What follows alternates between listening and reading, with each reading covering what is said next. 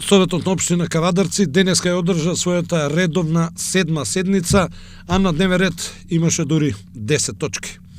Најмногу дискусија се поведе околу првата точка, а тоа беше предлог програмата за манифестацијата Свети Трифун 2022.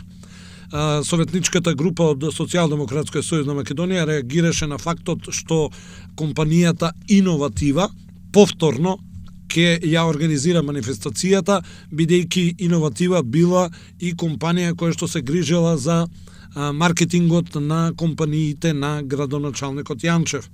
Меѓутоа, на крај, по бурни дискусии, советниците со 14 гласа за ја усвоја ова предлог програма.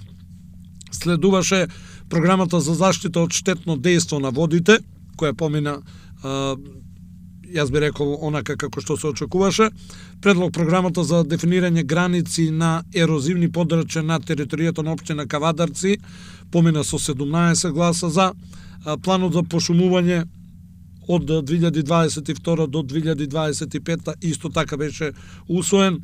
Усвоен беше годишниот извештај за состојбата со животната средина за 2021 година со 13 гласа за и 16 против.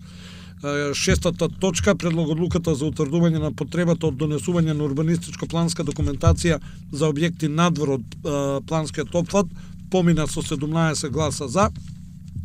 Одлуката за давање согласност за склучување на судска спогодба за регулирање на меѓусебните односи во врска со судскиот предмет ВПП број 20/21, поведен пред Основен суд Кавадарци, помина со 17 гласа за, со 17 гласа за и 2 против, помини предлог одлуката за примање на донација, односно извршување на градежни работи на патот од село Ресова до Тиквешкото езеро од Друштвото за производство, трговија и услуги Кожувчан Кавадарци.